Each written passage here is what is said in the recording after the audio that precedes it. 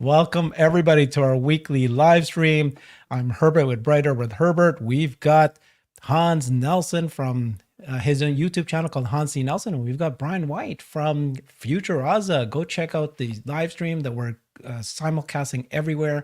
So today we're going to talk about Tesla stock. Obviously, we saw the production delivery numbers drop yesterday. We're going to talk about the good. We're going to talk about the bad and the ugly. Let's start with the ugly. So let's share this. I'll share the screen from Ross Gerber, and what he said. He came out swinging. He started saying things about Tesla. Of course, he said this: for over a year, I've been warning about this potential reality. Now it's here. It's time for shareholders to assess the blame where due. The Tesla board should be replaced immediately with independent directors as required by law. This is what he said. Still blaming the board, still kind of going after saying the blame is Tesla. Tesla's, managing the company poorly. Omar replied saying, however bad the delivery numbers look, I'm certain they would have been worse with Ross on the board. But guys, remember Ross was trying to get on the board last year. He got pretty well embarrassed, kicked out of that whole process by Tesla. And he says, continue attacking Tesla since then. Here's Elon's reply. He's such an idiot that he can't even tell he's an idiot. Well, that's true of all idiots. Yeah. BYD sales dropped by 42% from last quarter. This was a tough quarter for everyone. So we did report this. The BYD themselves only sold 300,000 cars, battery electric vehicles in Q1. This was a massive drop from the Q4 numbers, a 42% drop from Q4. And Elon here is pointing out that this isn't just a Tesla issue where they fell by 9% year on year. And so anyways, let's start with the bad. I mean, what do you guys, what's your thoughts on this? Is this, was this a really bad quarter? It is, but him comparing it to BYD though, that some people are saying, hey, why are you comparing it to electric vehicles when the comparison should be against ICE vehicles? So first of all, I'm going to have to push back. Ross is not ugly. We know that. We know that he's not ugly. Ross is just quite a character. To the claim, Omar's claim that things would have been worse this quarter if Ross was on the board, I disagree. I think things would have been better this quarter and worse for every quarter thereafter. The Wall Street guys love their short-term gains in ways that aren't always healthy. That's why you'll see sometimes these venture capitalists, vulture capitalists, come in and clean things out rather than clean things up. So you've got too much hair gel for Ross, of course. So comparing it to BYD, we are comparing it to everything.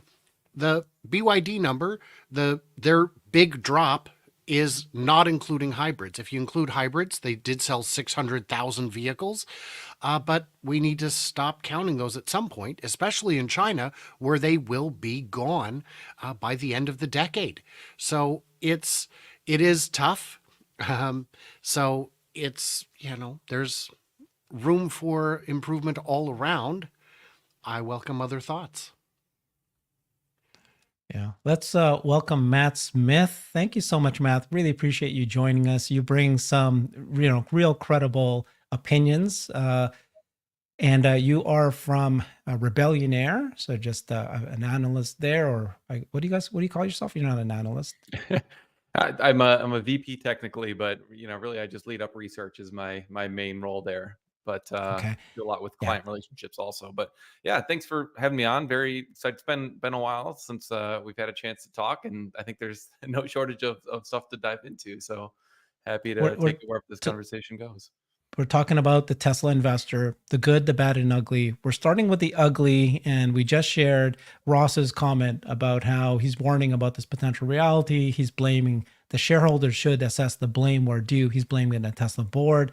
And then, of course, you've got Elon saying he's such an idiot. He can't even tell he's an idiot. BYD sales dropped by 42% from last quarter. Tough quarter for everyone. So, Matt, what was your opinion of what happened in the quarter, and maybe opinion about what you just read there? Yeah, so it was very obviously a bad quarter. I mean, I don't think I've seen a lot of people try to sugarcoat the quarter or to say that it's all logistics related, and just kind of ignoring Model Y inventory in particular that's built up. And I think as investors, we need to be kind of sober about, the good, the bad, and the ugly, like you said, Herbert. And this was a horrible quarter for demand in Q1. So, it's definitely bad. I think my question is, how does demand recover for the rest of the year? I mean, they were talking about lower demand, but I think there's a very real possibility that I love the love from Farzad. He did call me ugly yesterday, actually.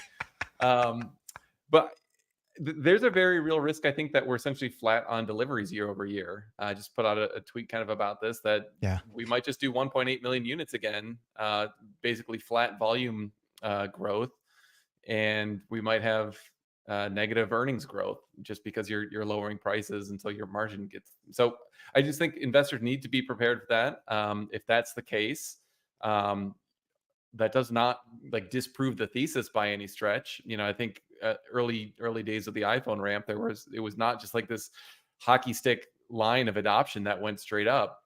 So what I've been trying to do in the last couple of weeks is just take a step back and like what is the thesis overall? And I think the overall thesis is that EV adoption is going to continue in the medium and in the long term. There's still so much like misinformation out there on people who just don't understand the benefits of this. That's just going to take time to play out, I think. And then the other thing is just like costs are dropping for all EVs and Teslas in particular, and that's not happening for ICE vehicles. So if you're super concerned about Q1 and you can't stomach some of the volatility that we might well be in for, then this is not the right investment for you, probably. But if you're looking at the bigger picture and zooming out, I think that the long-term thesis is still very much intact, just on like the EV adoption kind of side of things, where I think Tesla's definitely going to be doing 10 million a year at some point. I don't know when, and they probably need more models to get there. But then like the automotive piece, I think that thesis is still intact, even though the demand has been very soft. And then the autonomy stuff has never looked better. I mean, the stuff that they're doing with FSD, like I'm sure, Hans, I've seen a lot of your conversations on this lately, and there's no shortage of, or maybe not no shortage. This is such an exciting time on that front. Like this thesis is just starting to gain some very legitimate traction, and I'm extremely excited about that finally getting a little bit more credibility. So those are my kind of high level thoughts on the short, medium, and long term. But it's just it's very emotional as an investor. We've talked to a lot of clients lately who are having emotions one way or another, and I think a lot of what we try to do is just to try to be that steadying hand and help investors walk through that right now. I really appreciate that, Matt. That was fantastic. Loved your opinion on that. So I want to stick with the ugly first, and then we'll get to the bad and then the good. So in terms of the ugly, right?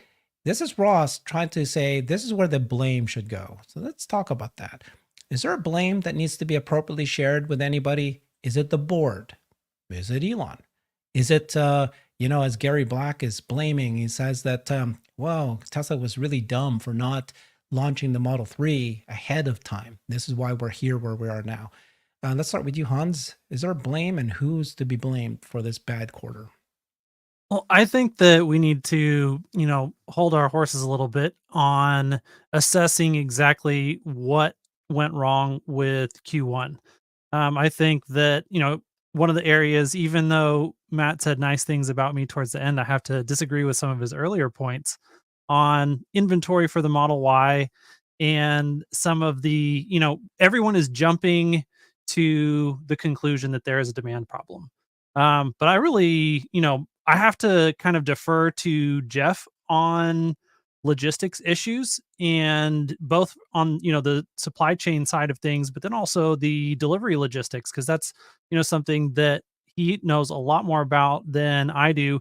But even from the work that I've done in manufacturing before, like you have a very complicated set of things to manage when you're dealing with not only incoming materials that you're trying to manufacture, but then your finished goods that you're trying to deliver to a very complicated, especially in a direct to consumer model, to a very complex number of locations. And so, it seems credible what Jeff is saying about the fact that, if you have a disruption to your logistics network in the middle, or even just your production in the middle of a quarter, the likelihood that you can get all of the cars from where they are when they get produced 2 weeks later than normal to where they need to be and make that quarter end cutoff, that's really, really, really difficult. And it doesn't surprise me at all that we have seen, you know, our production so far ahead of deliveries for this quarter. Now, there is definitely, it seems like a secular demand issue for automotive in general. And I do think that that is something that is impacting the story. But I don't think that we can either assign it all of the delivery issues in Q1 that Tesla has seen to demand. And I don't think we can assign all of them to just logistics issues on getting them delivered either. I think it's probably somewhere in the middle. And I think that we'll get a lot more clarity on what that looks like in Q2. If we end up seeing production of 500,000 vehicles and deliveries of 500,000 vehicles, well, then you can say it was really all logistics. But then, if you've got a delta there again of somewhere in the neighborhood of 30,000 plus, which would kind of be more than normal, then you could say, okay, there really is more of a demand issue. So, I mean, I think that's where we're at as far as what we're seeing right now. And then, the question, who is to blame? Well, there's definitely some terrorists in Germany that we should Yep. at least assign some blame to. Mhm. There's some instability in the Middle East that we should assign some blame to. There's also some, conservative strategy on Tesla's part not to have really pushed some of the supply chain stuff. There probably could have been some better contingency planning that could have been in place to handle some of the stuff for the Model 3 ramp. Um, but other than that, I think that what we've seen throughout COVID is that Tesla is a very adaptable company, that whatever they have encountered this quarter that caused issues, I would really expect to see those issues solved in Q2. Um, and then, I know that people love to basically, in a time when you have a disappointing result, it gives everyone an excuse to say that whatever it is that their own personal pet peeve is the cause. So, if your pet peeve is Elon's tweet, Oh, well, then Elon's tweet are the reason the deliveries are so low. Or if your pet peeve is, the board of advertising, Matt directors. Smith. Blame Elon for refusing to advertise. This is Matt Smith's pet peeve. What do you think, Matt? But Matt, Tesla's been advertising. We just reported on the millions of dollars they're doing in cars.com and YouTube videos and all these areas. What, are you still upset? So first of all, I want to piggyback on Hans's point. That is so well said. Like the people who didn't like his political tweets, 100%. Like the reason that they're not selling cars is because like Elon's too political, and it's like everybody just their preconceived notion is what's causing this. I wish they would go harder in the paint on some of the advertising, but I'm also like going to say that that is definitely not the only issue going on here. Like it's also the Houthis, and it's also like the environmental terrorists, which attacking the EV companies is just insane. It's also demand. It's also Jay Powell. Like it's also I don't have a whole lot of criticism on the board, to be honest with you. Like I think just for optics sake, it would probably be good to get like Kimball off of there, and I think Robin Denholm probably just isn't doing much. So why are we giving her so many shares? Is kind of my point of view on on that. But like I don't have a very strong opinion about either one of those. So like I definitely disagree with Ross here. I think the real answer is like multifaceted and nuanced, and all of these different issues have some small amount of the impact. But I mean, it's the reality is like it's a tough time for auto sales right now. Like auto sales across the board are down, and so like Tesla's like flat or down a bit in Q1, definitely down in Q1.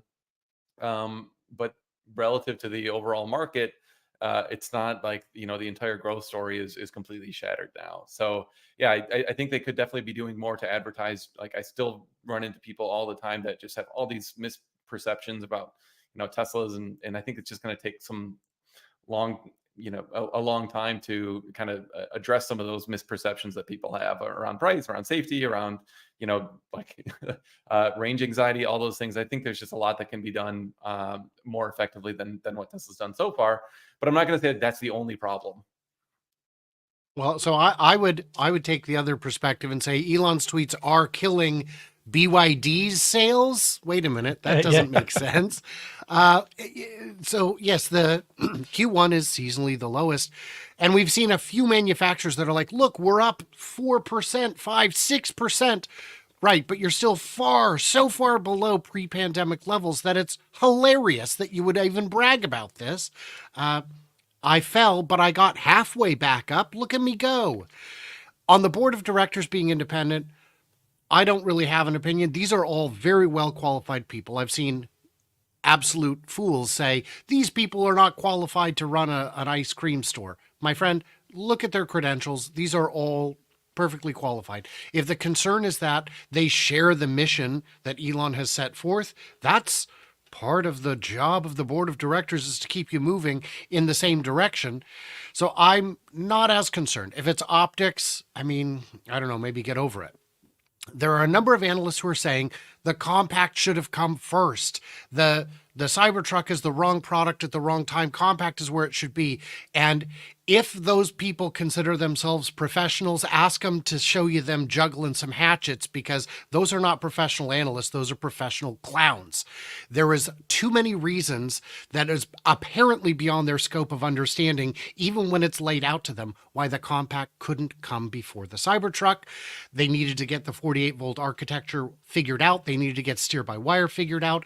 Every vehicle has been a stepping stone along the path to the destination. And if Cybertruck should have been skipped, then surely Model Y, 3, X, and S should have been skipped as well.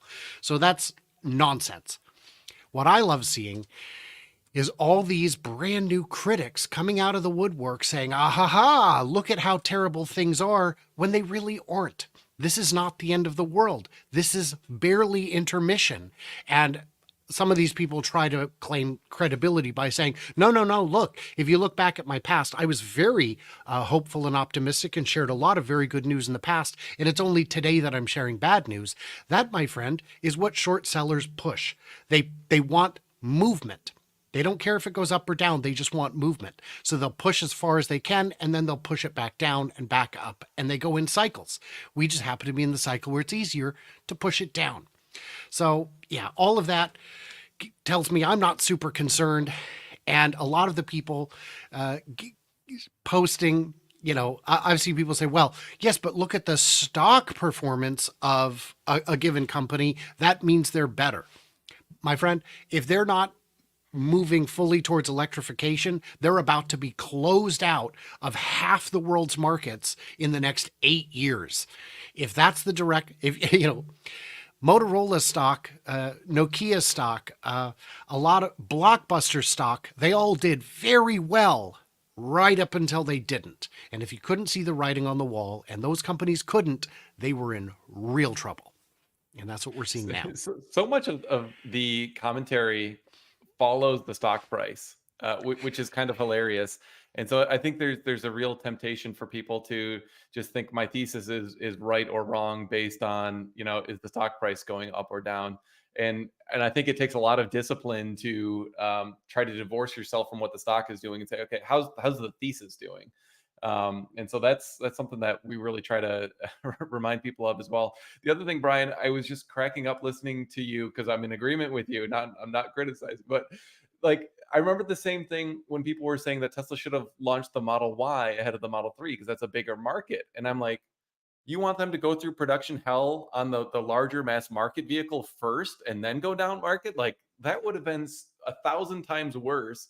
But people who are just like number crunching in Excel, it's like, oh, bigger market, do that one first. It's like it's like the most simplistic just messed up way to do it. I completely agree with you. Like getting the 48 volt architecture down, all the new processes that they had to perfect for this, Cybertruck, which is going to be at a much smaller volume. Like try doing that at a smaller volume launch first, get that team like more capable, then build like the super complicated equipment that you're going to need for like a ridiculously mass market vehicle and roll that out. Like that's definitely the right way. So I just want to say I completely agree with your point of view on that, Brian.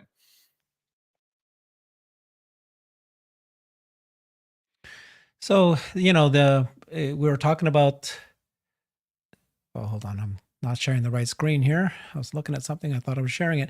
So, we're talking about looking out the thesis. And what do you guys think about this James Stevenson graph here, where he said, look, quarter is terrible. It's ugly. No doubt about it. But if you look at the growth of, this is obviously 12-month, trailing 12 months. So it really only took that one quarter into perspective. But this is what's happened to Tesla sales.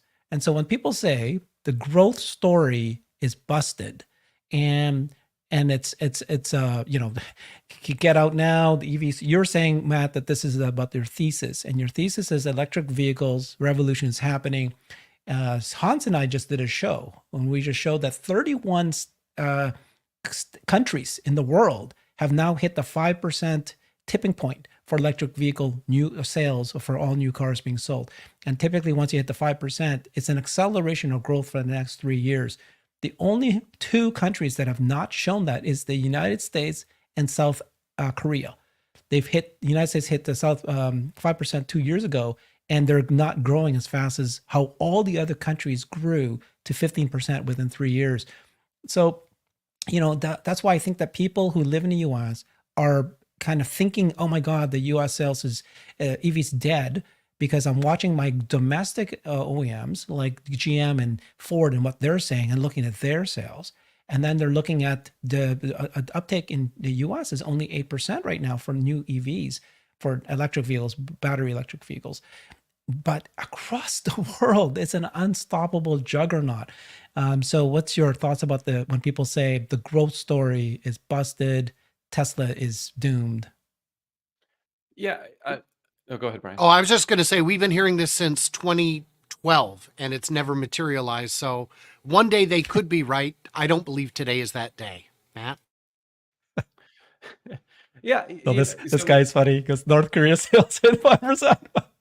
31 countries, not North Korea. That would be concerning if we had high sales in North Korea. Yeah, no. So I don't. I definitely don't agree that this is like massive cause for concern. But like I do find it interesting. I've had a lot of conversations with the bears, and essentially what's played out over the last 18 months or so is very close to what some of the more reasonable bears out there, like Drew Dixon, have been saying, like, oh, there's not enough models and like EV demand's not going to take off. And like I'd imagine if you're a guy like Drew Dixon right now that's like used to covering the automotive market from like a traditional OEM standpoint, you frankly love your V6 and are just kind of one of those types of guys that loves the roar and feel of an engine. You're feeling like, okay, you've got this right. All these Tesla fans were just like a little too optimistic, and their projections, their hockey stick projections, were just like wild. Like I still think that even though he's been right in the short term, like you can't fight against the economics of BEVs being like a better option just strictly from cost. And then you also can't fight with the logic of like from an ownership perspective, it's so much better, than the ICE vehicle ownership experience, especially with the supercharger network. I kind of frankly understand why GM and Ford are having a harder time, because there's, it's just frankly a way higher price point for probably like less optimal ownership experience. But with Tesla in particular, you get like at a very slight premium, maybe, or potentially at a discount to an ICE car counterpart, a much better product, and that's just going to continue at some point, especially if you just follow the cost curves. And okay, battery costs are going to continue going down, and that is still the single highest cost component of these new vehicles. So when you get to the point where BEVs are a 10-15% discount to the comparable price of an ICE car, plus the operating costs are lower, like I don't know how you compare. And then if you add autonomy on top of that, It's like I don't see a real reasonable future where EVs don't continue to really gobble up market share, and probably a lot more aggressively than they in the next 5 years than they have in the past 5 years. So can I ask that question then? What are you expecting for margins of the panel here for the rest of the year? Because some people are saying, you just said it, right? It's unlikely we're going to hit 2 million at the end of this year. It's in order to do that in the next 3 quarters, you need to have 550,000 vehicles delivered for Tesla. It's going to be hard to do that. But FSD, maybe. Is your calculation, guys, that the FSD uptake could be significant enough to impact the margins, the energy, to impact the margins? Anything else, or what's your? I'm trying to move away from the ugly and now move into maybe the bad or good, depending on how you guys view this. Who wants to take this on first? I'll take it first because mine's going to be quick. I think all of those are upsides, but as you know, I don't go heavy into earnings per share. I don't go into stock predictions. I stick with what I know. That's how I got to within 0.36% on production numbers. Tesla is confident that this FSD trial will result in subscriptions. For every 1% that takes it on a subscription basis after this, we're talking $2 million a month. So 10%, $20 million, and growing from there. That should have some impact, but there's a lot of shares to divide that revenue by to actually get a meaningful number. Megapack, as Herbert and I discussed in a show that's coming out tomorrow or the next day, the revenue on that isn't realized until it's substantially complete and then fully complete and activated. So there's a long tail of revenue on the Megapacks, making it look artificially less margin rich than it is over the short term. So they'll just keep growing as it expands. Yeah, I think that, we really, I'm just excited to see where we end up this year with respect to SaaS revenue coming out of FSD.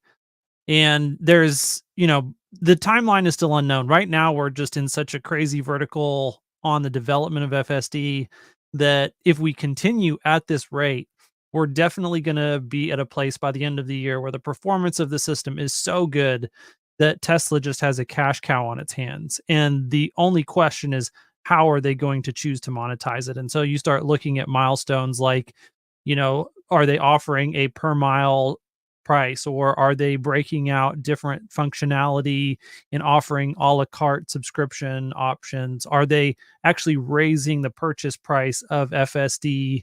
What are they doing to try and maximize usage of the system and maximize profit on the use of that system? But if it, that could take a little bit longer to materialize. We may hit somewhat of a slowdown and a hiccup again from here. And, maybe that pushes out from the end of this year into 2025, potentially even 2026 at the latest. But, from where I'm sitting line of sight, there is there's not even a snowball's chance in hell that FSD does not radically transform the profitability profile of the margins of Tesla in the next 3 years. And, from that standpoint, this is why I love being an engineer at this point in the market cycle, where I can say with near certainty what the leading, causal factors are going to be in the near term future. And I don't have to get the timing right on exactly when does it hit the bottom line. Like, I just know there are going to be some realities from not only a manufacturing standpoint, but from a software standpoint that no one else is really going to be able to offer any meaningful competition to. Because even if someone else solved it, no one has been shipping the hardware 3 equivalent vehicles into the market, that they have this installed base of hardware that's capable of earning these type of SaaS revenues. And I'm not even talking about robotaxis. I'm just talking about level 2, potentially even level 3 software as a service, self-driving features that people will absolutely pay money for as long as Tesla is willing to sell it to them at a price that they find reasonable, which I think Tesla absolutely will do, as long as Tesla doesn't feel like it's adding significant legal risk to them overall. And so, that's just the lay of the land. And for people who want to quibble about other like short-term things, I don't know what to tell them. And then the other thing is just don't forget how much foresight Elon has. 2014, he's building the world's biggest friggin' battery plant in Sparks, Nevada. And that was because he knew exactly what Tesla was going to be able to do, from there until 2020. And all of that was needed. The complexity of the supply chain that is necessary to really adequately prepare for the launch of the next generation platform, robotaxi or no, is such a gargantuan undertaking that right now there is so much work that's going on behind the scenes that no one who doesn't work in supply chain, no one who doesn't work in manufacturing will even begin to fathom that you can't just, snap your fingers and materialize a multi-million dollar or sorry, a multi-million unit run rate vehicle out of thin air.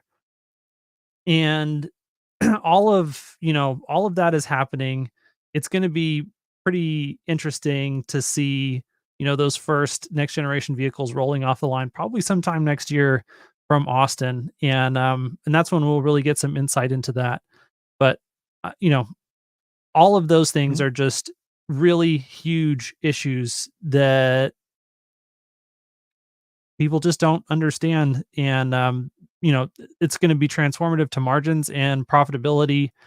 And this is a great time to be, when no one believes it, when the stock is beaten down, and honestly, like the stock is holding up great compared to, the miss that we saw in deliveries.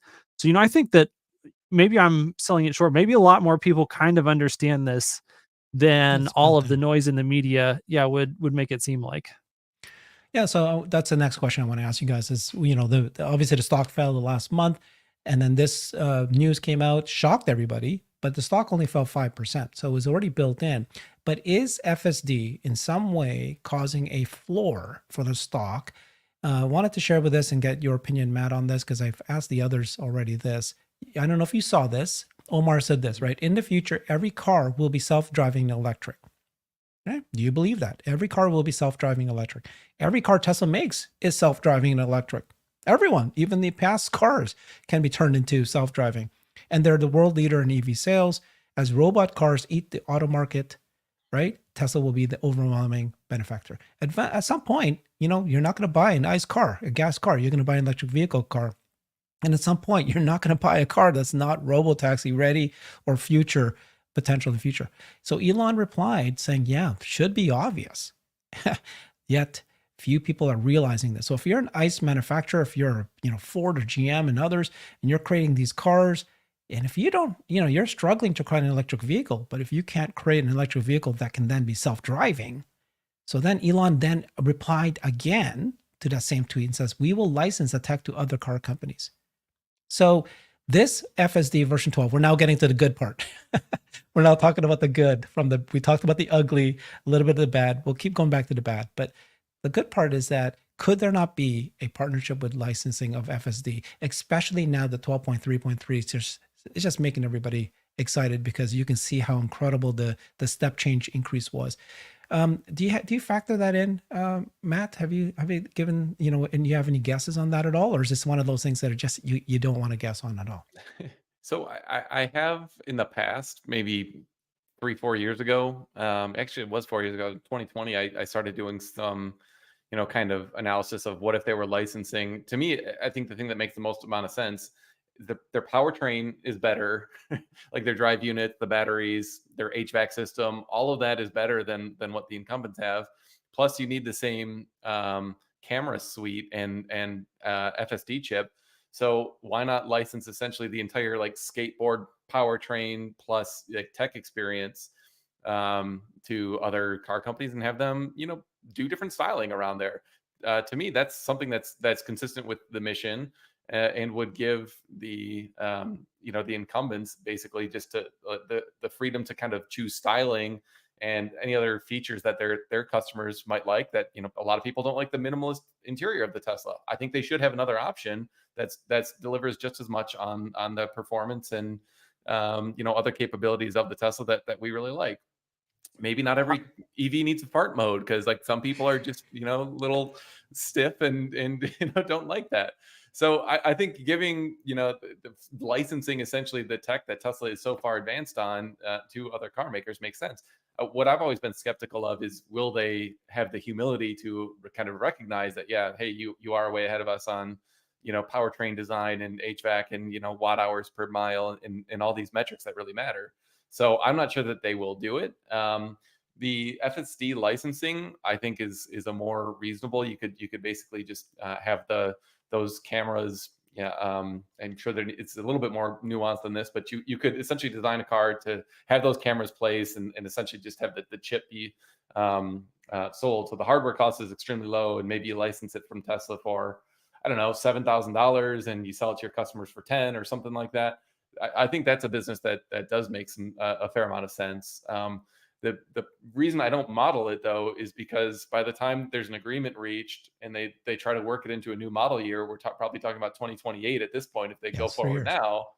And at that point, like, our robotaxi is going to be launched. I don't know. Like, I think it's so far in the future that there's things that are probably a little closer to being impactful to earnings, that I think just the lag in their design cycle for the incumbent OEMs makes it less interesting to me, at least in the short term. I did also want to touch on, Herbert, your question earlier about, is FSD basically going to help with earnings this year? Bradford and I did a video about that maybe a week or two ago.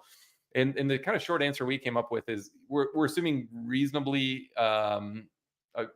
somewhere in between aggressive and modest pricing or increases in take rate, both on the subscription side mostly, and also a little bit on the upfront purchase price. And it just doesn't get to the point where it's like pushing it, say, above $3 per share, which I think you'd need to have this year for FSD to really be a shocker that really helps to boost the stock. So what I'm seeing instead is I think more people are going to opt for subscriptions, and that's more of a slow burn where as the tech gets better, and especially as it launches in Europe in Q1 and in China after that, I think you're going to just have like natural expansion and take rate just because you're offering the service in more territories now. Plus, we know it's going to continue to get better along that timeline. Plus, just as the the subscriptions or the free trials take off, I think you're just going to continue to see an increased take rate of the entire fleet.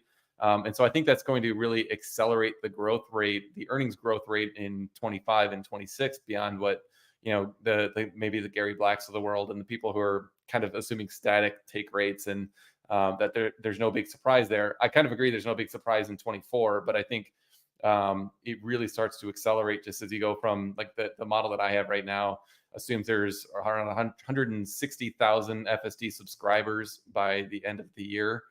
And then that increases to, I've lost my place in my model here. How much is the 12,000 one-time purchase? So I'm assuming that stays for the most part, like more or less consistent. So here, let me move my screen over. So like right now, I assume for Q1, for example, that it's a 7%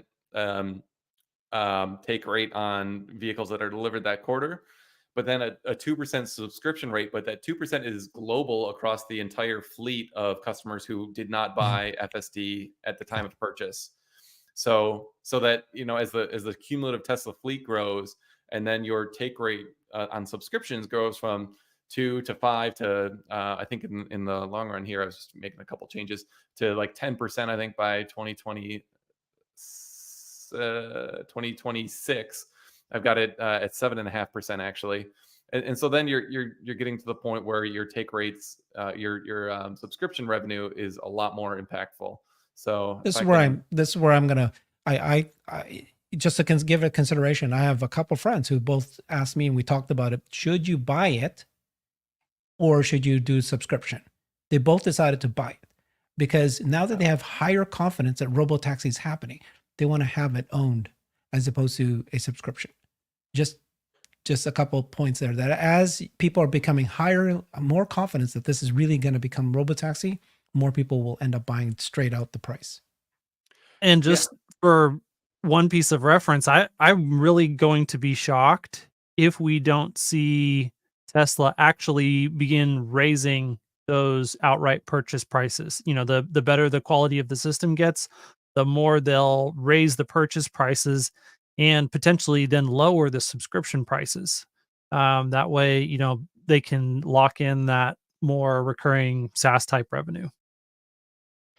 Yeah, I do find it surprising. I've heard more people commenting that Tesla should lower the price of the FSD purchase so that you can increase take rate. And I'm like, we've stuck with this strategy for this long, and we're, you know, now at this point where autonomy finally seems reasonable. I don't think this is actually the right time to try to increase short-term, you know, earnings performance by lowering to like $8,000 or something like that. To me, as a long-term investor, it makes a whole lot more sense to say no. Like, you can if you want to try it, you can rent right now for $199 a month, or subscribe right now for $199 a month, but we will be raising prices on you, and you like, you don't have any recourse on that. And we're also like, when it becomes very clear that robo taxis are around the corner, and like the car actually does work very close to like an L4 L5 type system, like I'm quite certain that the subscription price is going to increase, and definitely the purchase price will definitely be higher than $12,000 at that Well, point. depends on what. I asked this question to many people. I have not asked you this. Why did they introduce the 1 month free trial now? And of course, a year ago, Elon did say we will introduce a 1 month free trial when it's easier. It's like a very comfortable drive, not just safer. And that is exactly what has happened. But some people are saying, did he do it because of improving the margin for this year, or did it do it because they needed data? The more people who are using FSD now that they're no longer compute constrained, can find more of these edge cases. And so you're saying that, well, even the FSD uptake is not going to impact the margins that much, not materially. Then why did they do it now? What's the reason? Well, I think it is going to impact the margins. So I do think there's probably a couple different things going on. One, the data, absolutely. That's like very clearly helpful, especially like you get the real world data with like interventions. That's more valuable than all the simulation stuff or shadow mode. So that's certainly real. Two, I think this is a bad quarter, and so it might be nice to have a little bit of good news. Now, I know Elon's much more focused on the long term than the short term, but he's not concerned with the short term. That's why they had a delivery wave to begin with, because they didn't want their quarters to be horrible. So they always rushed to try to get as many deliveries at the end of the quarter. So to say Elon doesn't care at all about the short term is not right in my mind.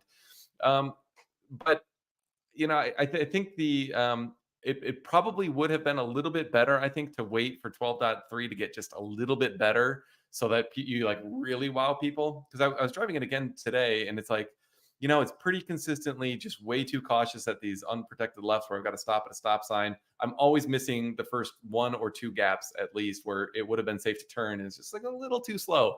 I think it'd be like that alone might put some people who are on the fence to just say, you know what, I don't really like this. It's not worth it. And then if they fix that problem 3 months from now, they might not be inclined to try again. So I do think it probably would have been slightly better from a take rate perspective in the long run to wait until this was just like slightly more refined than you know, version 12 currently is.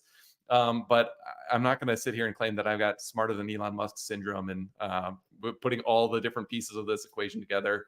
I'm not like, it's not a strongly held belief that they should have waited. So I would bring up a couple things. I did want to jump back quite a bit and say that on the skateboards, that's a great idea that's been tried many times by many manufacturers. And for a bunch of reasons, it doesn't work. The biggest is just integration. Getting engineers at one company on the same page is hard enough without having engineers from multiple companies. And when you try to make a one size fits all situation, like a skateboard, it ends up not fitting anyone very well.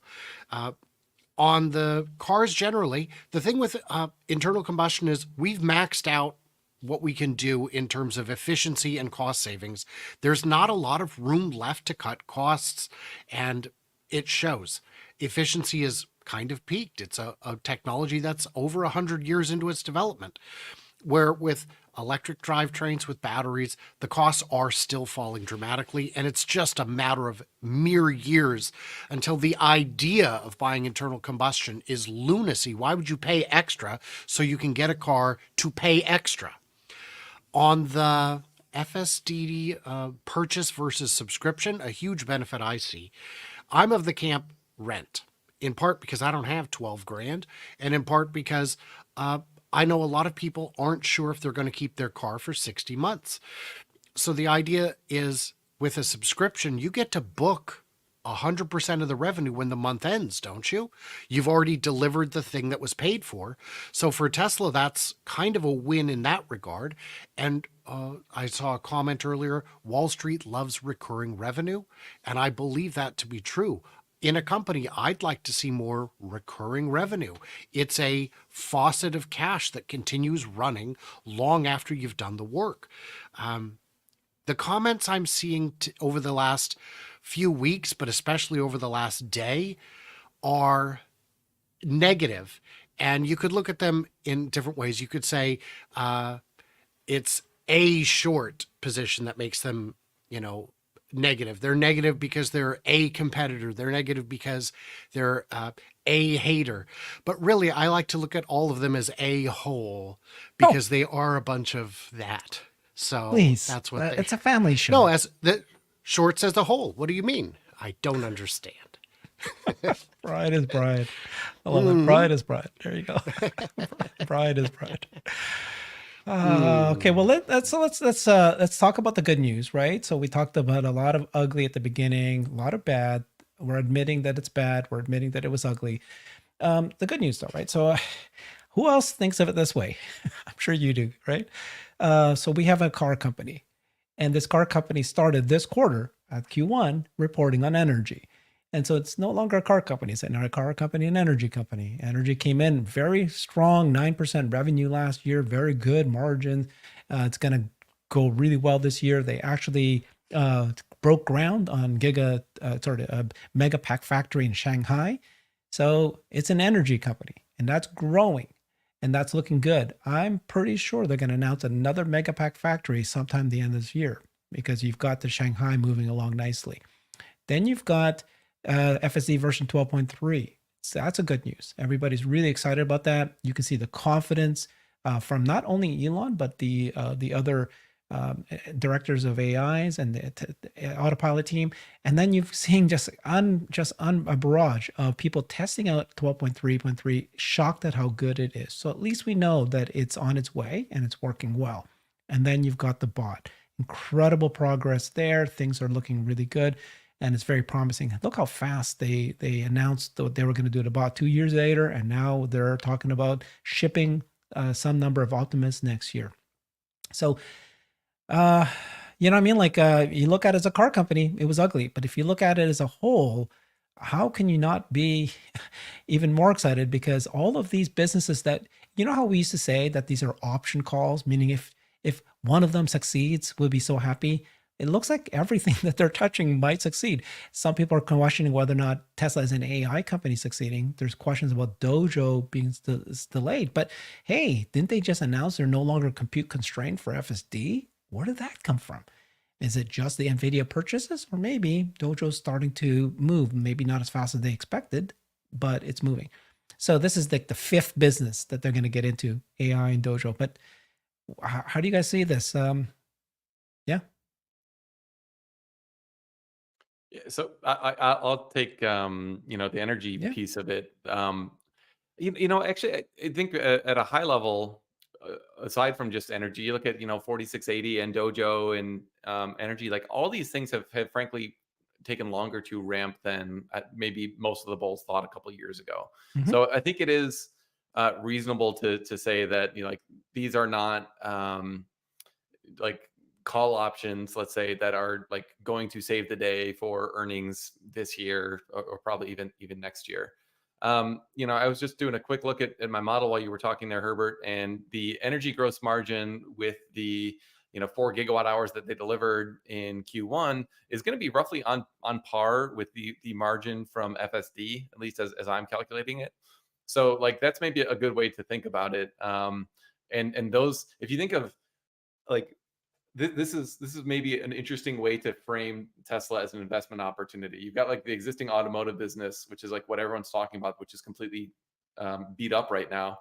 Then you've got like, let's just call it roughly $450-500 million of gross margin, which is on the FSD side between subscriptions and outright take rates in Q1. Imagine how quickly that's going to be growing with the increase in capabilities, with the free trials, with the fact that you can market it to your existing fleet. And then you've got roughly the same $450-500 million of gross margin right now in Q1 on the energy side. Imagine how quickly that's going to be ramping up going forward. So you've got like $1 billion of gross margin for a company that's doing, total gross margin of 4.2 billion last quarter. And like the growth rate of the margin on both energy and FSD is going to like that's what really matters. And all Wall Street's focused on is deliveries. Like, oh no. So like it will take some time. Like Lathrop's not ramped fully at 40 gigawatt hours right now. A lot of the other stuff has not like ramped up to scale yet. But like this is very meaningful, in the runway for energy is extremely long. I've been following what's going on in the grid. For those of you who don't know, like I worked in the energy space. I managed wind farms and other power plants, and like the stuff going on in the energy space right now is absolutely wild. Energy like prices are like extremely volatile and extremely high, way higher than I thought they would be. Demand, especially from data centers, is just like through the roof, and customers are increasingly demanding that their power be both clean, so like solar and wind, but also firm, so it's available when they need it. And if you're a data center, you can't just be running 30% of the time, because that's when your solar is around. So like this is like an extremely hard problem that everyone is very much focused on right now. And I think demand for mega packs and for any stationary storage, to be honest with you, is going to be like essentially as much as they can produce for the foreseeable future. So I'm extremely optimistic about this, but it will take some time to I think pan out. This is actually something I've been wanting to actually get to ask you for a little while, Matt. Do you see any pathway from here to cut through the red tape on the interconnect process, so that, it seems like we can make the things that solve the problems that we're having faster than we can do the paperwork necessary to allow the solutions to be implemented? Yeah, that's exactly right. I mean, the interconnect queue has just grown. I mean, a couple maybe 5 years ago, it was like 2 or 3 years. Now it's pretty much 5 years. So I mean, if you're a new data center trying to connect and you need power right now, you like waiting 5 years is not a realistic option. But that's like frankly just with the bureaucratic process that was set up a long time ago. And then now you've got this flood of very small solar and wind projects coming in, and just like the number of projects in the queue is way bigger than these process was designed for. So there are some things coming. So FERC, the Federal Energy Regulatory Commission, is actually working on an interconnect reform, which probably should be dropping in the next year or two. But then it goes to the ISOs to implement new rules, which will take multiple years before those are implemented, let alone like in place for new projects trying to interconnect. So I think we're talking about 2030 at the earliest before there's any sort of interconnect reform. So what that puts project developers in the position of needing to figure out now is, okay, how do I handle this immediate need that I have? And one way you can do that is just by going off grid, essentially, or you have your backup power on site. So if you're like a commercial or industrial customer, you can actually just buy a mega pack and put it behind the meter and use that as a way to kind of avoid the interconnect process. It's a little more complicated to do it that way, and frankly, it's a lot more expensive to try to self-generate than to just buy from the grid. But I think that that arithmetic is going to be changing over the years, just because solar is extremely cheap, and those costs are only coming down, and utility costs are only going up, and the time to interconnect is only going up. So I'm really a fan of what's called distributed energy resources, or DERs, depending on how much of a nerd you are. But there's not a solution that's completely checking the box for every single use case right now. But I think increasingly that's, more companies are going to take their energy needs into their own hands. Is there a scale at which, like, imagine you're a data center and you want to just say, screw it, I'm not waiting for the grid, I'm just going to build my own thing? Like, how much annual power do you need to demand in order for it to make sense to just go ahead and put in a field of solar panels and, potentially some wind turbines and a big old, you know, a pack of mega packs? It's tricky. I mean, and frankly, most won't go that route because one, you need to have the land for it. Two, then you need to like have an on-hand energy expert to like essentially manage that.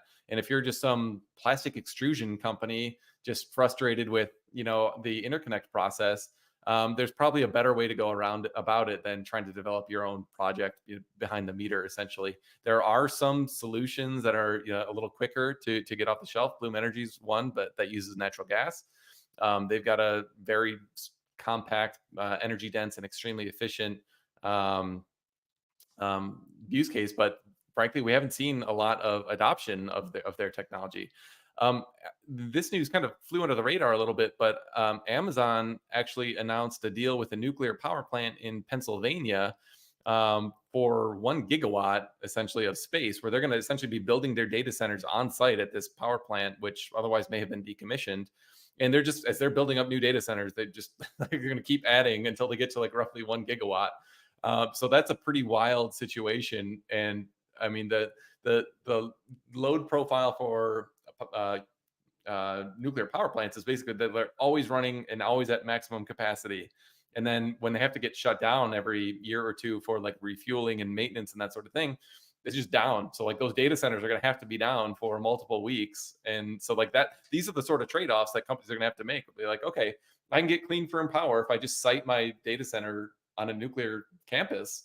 But then I'm going to have to like not use these for weeks on end. Like it's just when maintenance inevitably needs to be done on these, unless you can somehow backfill with power from the grid. But then that creates a massive demand charge on your utility bill that would be very hard to overcome. So it's complicated.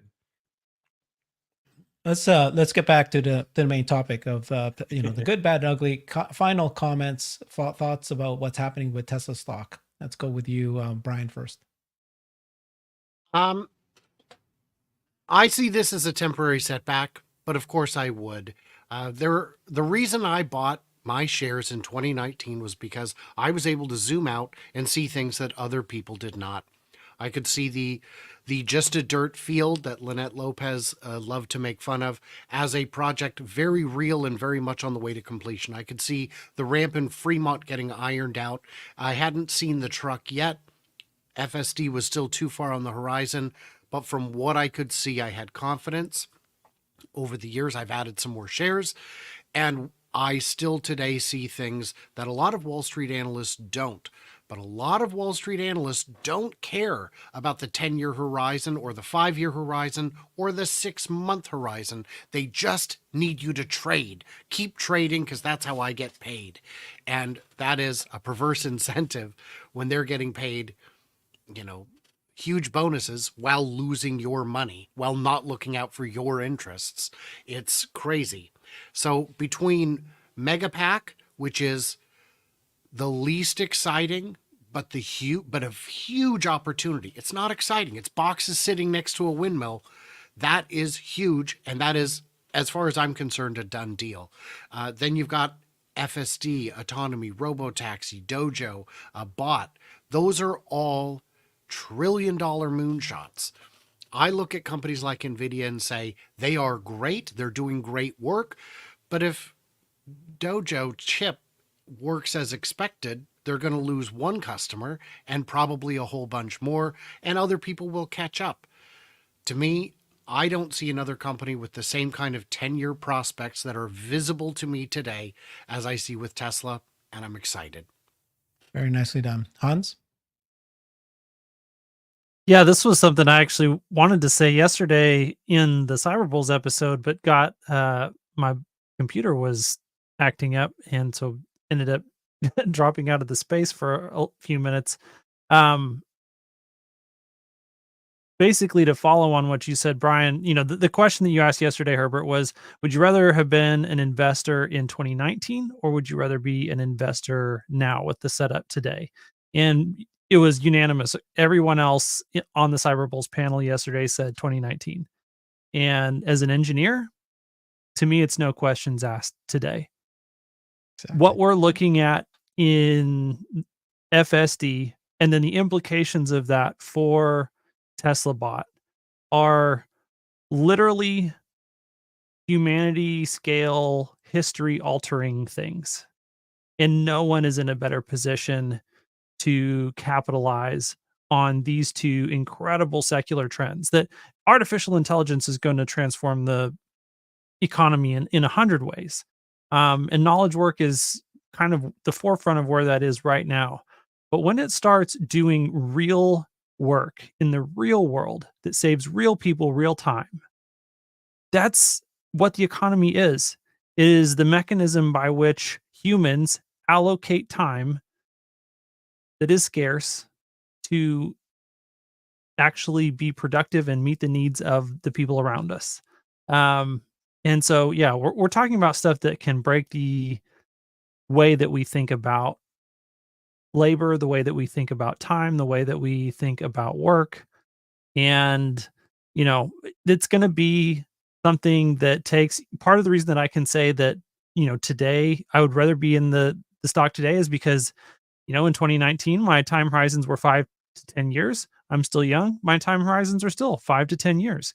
And that 5 to 10 year time horizon looks brighter from where I'm standing in 2024. From 2024 to 2034 is more exciting than 2019 to 2029, which was exciting, but today is more exciting. Wow, both of you guys have been incredibly articulate. Let's see what Matt says. We'll bring down the average of the group. Yeah, so I mean, the bad, I think we covered it. Like this is a horrible production and delivery report. The outlook for the rest of this year is in question. So there's no doubt about it that like we're in for some rocky period, and I don't think there's some magic pill that's gonna like save the day for earnings for the rest of this year.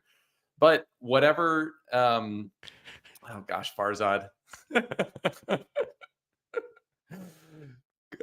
Thanks for derailing it, Farzad. I tried to go through it after I saw that comment, and I couldn't keep my train of thought. But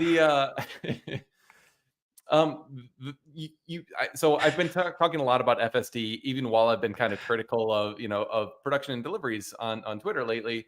And I've seen a lot. I don't know if you guys have seen like that meme of like Tesla investors just like doing the like whatever that super tape is of like FSD, and like it's like whatever the real problems are, like FSD solves it. So like that's this criticism that's going around right now is just that like you know we're turning off our brains and we're just saying like it's going to be solved by FSD, so we don't need to worry about like the actual problems that the company has. And that's like a fair criticism, but you can't convince me that solving the cheapest to manufacture and operate vehicles that can operate operate as robotaxis is not extremely valuable. And even if you just think for whatever reason they can't be robotaxis, it's just like the world's best ADAS system, you can't convince me that that's not extremely valuable. So like sure, I'll take that on the chin when like people say that I'm just some like crazy optimist that thinks FSD is going to solve everything.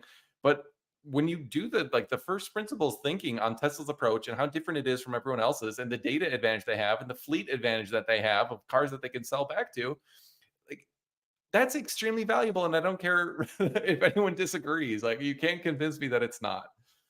It reminds me of the midwit meme that, there's FSD solves this is the two ends of the distribution. And then no FSD is the midwit position. Yeah, that's so true. Like like the James Down was like the smartest person, and he's just like, oh, like FSD is like amazing, and like he understands the technical reasons why, but like you don't have to be that smart to get it. But like a bunch of people in the middle of the distribution, like you're saying, Hans, are just like who think they're a lot more sophisticated than they actually are. Just like, well, it doesn't matter because margins are bad and demand is falling. Like, Okay, okay, well, so let's summarize this. I think for me, my answer would be just simply that you know things can change incredibly quickly. We were here about a year ago, 6 months ago, where everybody was doom and gloom, thought that Tesla was dead in the next 6 months, and then everything just turned around and improved. Yes, the going opinion by everybody, even those in the panel, that it's going to be a down year. It's going to be a down year, but things can change very quickly. So we'll see what happens. Be fun to watch. Thank you everybody for joining us. We do this weekly live stream on all three of our channels. Thank you for joining us, Matt. You are, despite what Farzad said, you're a breath of fresh air. Loved your opinions. You're fantastic. Thank you for joining us. Appreciate you. See you soon. Bye, everybody.